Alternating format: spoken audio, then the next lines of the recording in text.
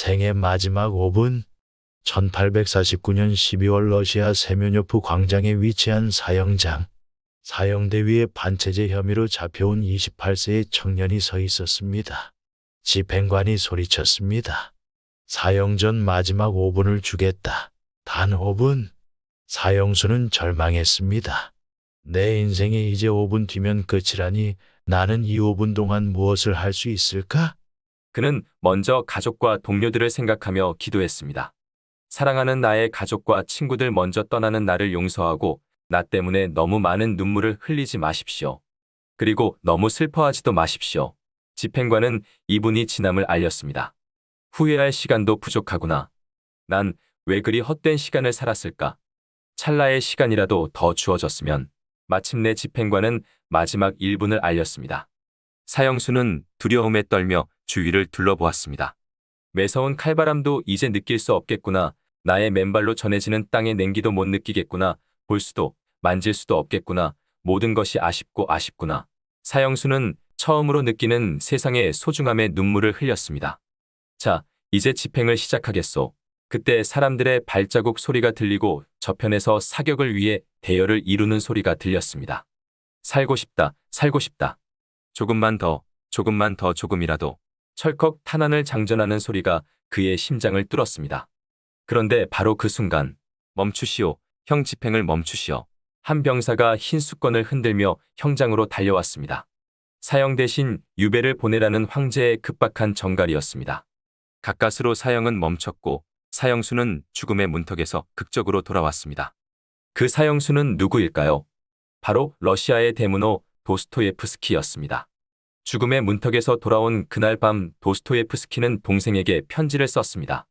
지난 날들을 돌이켜보고 실수와 게으름으로 허송세월했던 날들을 생각하니 심장이 피를 흘리는 듯하다.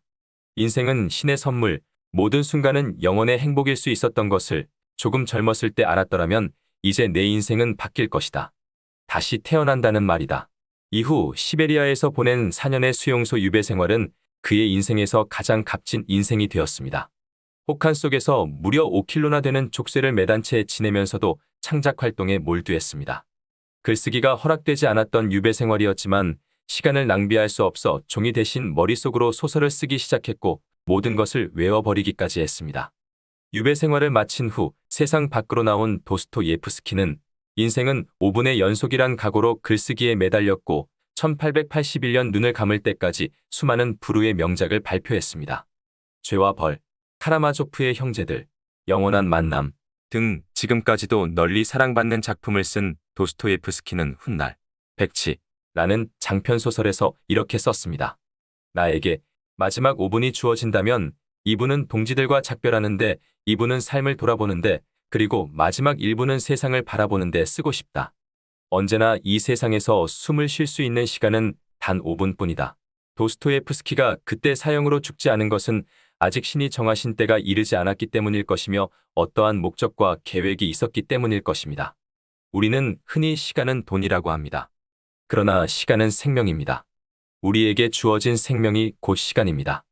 몽테뉴는 이런 말을 했습니다. 누가 당신에게 돈을 꾸어달라면 당신은 주저할 것이다. 그런데 어디로 놀러 가자고 하면 당신은 쾌히 응할 것이다. 사람은 돈보다 시간을 빌려주는 것을 쉽게 생각한다. 만일 사람들이 돈을 아끼듯이 시간을 아낄 줄 알면 그 사람은 남을 위해 보다 큰 일을 하며 크게 성공할 것이다. 시간을 관리할 줄 아는 사람은 지혜로운 사람입니다. 시간과 나이는 붙잡을 수 없지만 잘 관리해야 합니다. 시간 관리는 우선순위를 관리하는 것입니다. 우선순위를 잘 관리하기 위해서는 분별력이 있어야 합니다. 가장 중요한 것, 가장 본질적인 것이 무엇인지 분별할 수 있어야 합니다. 시간 관리는 인생 관리입니다. 인생 관리는 곧 자기 관리입니다. 시간을 어디에 사용하느냐에 따라 우리의 미래는 달라집니다. 시간을 정복하기 위해서는 자신을 정복해야 합니다.